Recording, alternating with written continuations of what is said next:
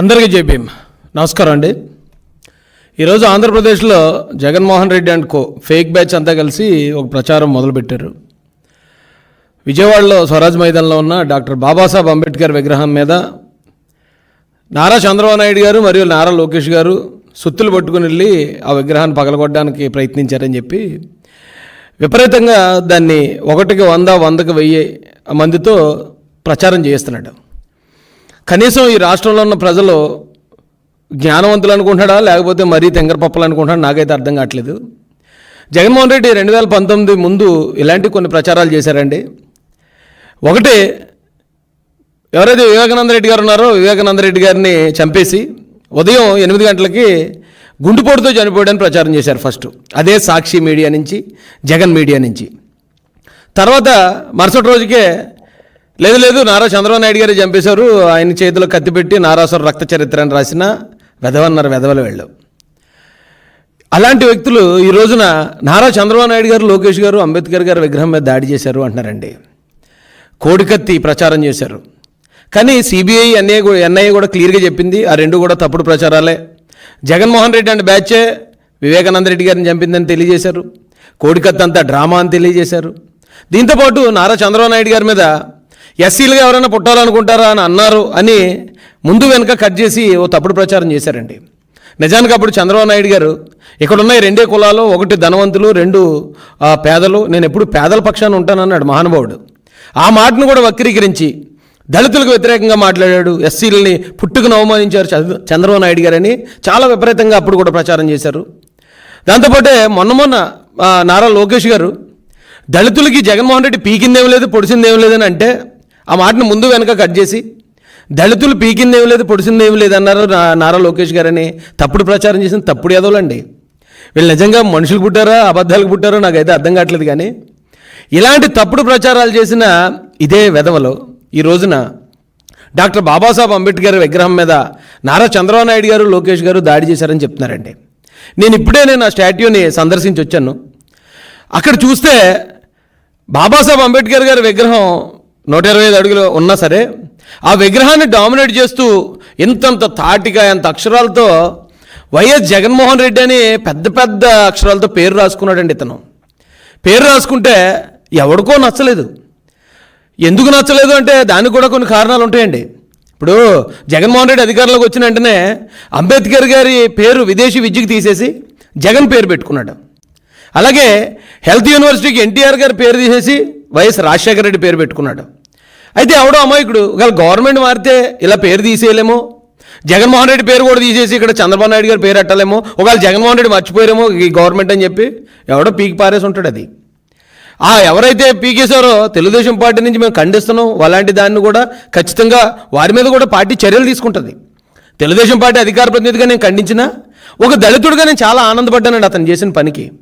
ఎందుకంటే జగన్మోహన్ రెడ్డి పేరు అంబేద్కర్ గారి కాళ్ళ దగ్గర ఉండటానికి కూడా అతనికి అర్హత లేదండి. ఎందుకంటే జగన్మోహన్ రెడ్డి అనే వ్యక్తి వ్యభిచారులకు నాయకుడు. ఎందుకు ఈ మాట అన్నానంటే ఈ రోజున దువ్వాడ శ్రీనివాస్ స్టోరీ జరుగుతుందండి. దువ్వాడ శ్రీనివాస్కి నేను గర్ల్ ఫ్రెండ్ అంటూ వచ్చింది ఒక ఆమె డైరెక్ట్గా చెప్తుంది, మేము అడల్టరీ చేస్తున్నాం, మేము వ్యభిచారం చేస్తున్నాం, నేను దువ్వాడ శ్రీనివాస్ అని డైరెక్ట్ చెప్తుంది. వైసీపీ లీడర్ అట ఆమె. అలాగే ఎవరైతే అంబటి రాంబాబు పెళ్ళయి వేరే ఆమెతో తప్పుడు మాటలు మాట్లాడుతూ అడ్డంగా దొరికిపోయాడు. గోరంట్ల మాధవ్ అతను న్యూడ్ కాల్ మాట్లాడుతూ అడ్డంగా దొరికాడు. అంటే న్యూడ్ కాల్ అయితే భార్యతో అయితే మాట్లాడు కదా. వీళ్ళందరూ వ్యభిచారులే. ఈ వ్యభిచారులకు నాయకుడు ఎవరంటే జగన్మోహన్ రెడ్డే. వ్యభిచారులతో పాటు అలాంటి వ్యభిచారులకి నాయకుడైన వ్యక్తి అంబేద్కర్ గారి పాదాల దగ్గర ఉండటానికి, అంబేద్కర్ గారి విగ్రహాన్ని పెట్టానంటానికి అతనికి అర్హత ఉందండి? హంతకులకు నాయకుడు జగన్మోహన్ రెడ్డి. నేనే చంపాను, శవాన్ని డోర్ డెలివరీ చేశానని అనంతబాబుకి, అలాగే బాబాయిని చంపేసిన అవినాష్ రెడ్డికి, డాక్టర్ సుధాకర్ గారిని రోడ్డు మీద ఈడ్చి కొట్టి పిచ్చోడిని చేసి చంపేసిన పెట్ల గణేష్కి, ఇలాంటి నాయకులందరికీ పెద్ద నాయకుడు, పెద్ద డాను జగన్మోహన్ రెడ్డి. అలాంటి నేరస్తులకు నాయకుడు అంబేద్కర్ గారి దగ్గర ఉండటానికి అర్హుడా? ఇంకా చెప్పాలంటే గంజాయి డాను జక్కంపూడి, ఆ డ్రగ్స్ డాను ద్వారంపూడి, ఇలాంటి వాళ్ళందరికీ నాయకుడు అండి. ఇలాంటి నేరస్తుడు, కరుడుగట్టిన నేరస్తుడు ఫ్యాబ్లో ఎస్కోబార్ అని మా నాయకుడు చంద్రబాబు నాయుడు గారు అన్నారండి తను ఆల్రెడీ. నిజం చెప్పాలంటే ఆ ఫ్యాబ్లో ఎస్కోబార్ కూడా ఎందుకు పనికిరాడు జగన్మోహన్ రెడ్డికి. అలాంటి వ్యక్తి ఈ రోజున మేము అంబేద్కర్ గారి విగ్రహం పెట్టాం కాబట్టి ఆ పేరు వేసుకుంటాం మేమని చెప్పి మాట్లాడతారా?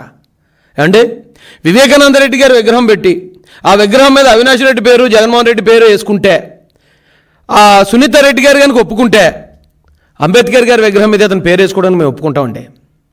ఎందుకంటే వివేకానంద రెడ్డి గారిని చంపింది వాళ్ళే, చంపిన వాళ్ళే ఆ విగ్రహం కింద పేరు వేసుకోవడం ఎంత పాపమో.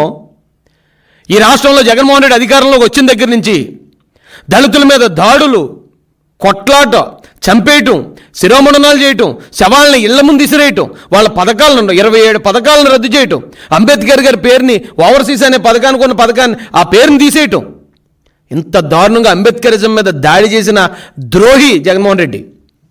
అలాంటి జగన్మోహన్ రెడ్డి అంబేద్కర్ గారి విగ్రహం పెట్టాడు కాబట్టి అతను పేరు వేసుకుంటాడా? ఎవడో చెప్తున్నాడండి అంబేద్కర్ విగ్రహంకి దాత అని. ఎవడు దాత? జగన్మోహన్ రెడ్డి గారి తాత రాజారెడ్డి గారు డబ్బులు తెచ్చి పెట్టాడా? లేకపోతే వాళ్ళ నాన్నగారు వైఎస్ రాజశేఖర రెడ్డి డబ్బులు తెచ్చి పెట్టాడా? అది ఎస్సీ సప్లైన్ నిధుల డబ్బులు అవి. ఆ డబ్బులతో విగ్రహం పక్క రాష్ట్రంలోనేమో 146 కోట్లకి అయితే ఇక్కడ 400 కోట్లు అయింది. అంటే అంబేద్కర్ గారి విగ్రహం పేరుతో కూడా 250 కోట్లు దోచుకున్న వ్యక్తి జగన్మోహన్ రెడ్డి. ఆయన ఏం ఊరికే దళితుల మీద ప్రేమతో చేయలేదండి. ఒకవేళ నిజంగా అంబేద్కర్ గారి మీద అతనికి అంత గౌరవం ఉంది, దళితుల మీద అంత ప్రేమ ఉంటే పులివెందుల్లో ఏమైనా పెట్టించాడా విగ్రహాన్ని? 125 అడుగులు అక్కర్లే, కనీసం ఒక 8 అడుగుల విగ్రహం పులివెందుల్లో వాళ్ళ ఇంటి ముందు పెట్టించాడా? లేదా కడపలో ఒక 40 అడుగుల విగ్రహం పెట్టించాడా? అతను బతుకులు ఎప్పుడైనా అంబేద్కర్ గారి జోలికి వెళ్ళాడా?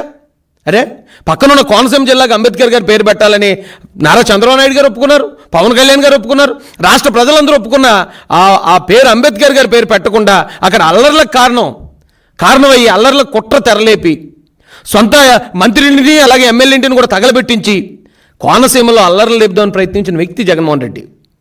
అలాంటి జగన్మోహన్ రెడ్డి ఈ రోజున అంబేద్కర్ గారు అంటే గౌరవం ఉంది కాబట్టి అంబేద్కర్ గారికి ఆ విగ్రహం పెట్టించాడంటే ఎవడండి నమ్మేది? ఇంకా ఈ రాష్ట్రంలో దళితులు ఇంకా ఆ పరిస్థితుల్లో ఉన్నారని అనుకుంటే అంతకన్నా దౌర్భాగ్యుడు ఇంకొకళ్ళు లేడు. ఈ రోజున నారా చంద్రబాబు నాయుడు గారు దళితులకు వ్యతిరేకంగా ఆయన్ని చిత్రీకరించాలి, దళితులకు శత్రువుం చేయాలని చేసిన ప్రయత్నాలన్నీ ఈ రోజున ఆంధ్రప్రదేశ్లో ఉన్న దళితులందరూ తెలుసుకున్నారు కనుకే ఈ జగన్మోహన్ రెడ్డిని 11 సీట్లకు ఇచ్చి మూలలో కూర్చోబెట్టారు. అదే దళితులకి నారా చంద్రబాబు నాయుడు గారు దళితుల నుంచి బాలయోగ్ గారు లాంటి గొప్ప నాయకుడిని కేంద్రంలో లోక్సభలో కూర్చోబెట్టి ప్రధానమంత్రిని సైతం లేచి గౌరవించే స్థానం ఇచ్చారు నారా చంద్రబాబు నాయుడు గారు. ఈ రాష్ట్రంలో దళితులకి 27 పథకాలు ఇచ్చారు. అరే బాబు, మీరు కూడా విదేశాలు వెళ్ళి చదువుకుంటే అంబేద్కర్ అంత టోళ్ళు అవుతారు మీరని ఆ పథకానికి అంబేద్కర్ గారి పేరు పెట్టింది నారా చంద్రబాబు నాయుడు గారు. వందలాది మంది ఎస్సీ ఎస్టీ బీసీ పిల్లల్ని విదేశాలు పంపించి చదివించాడు మహానుభావుడు.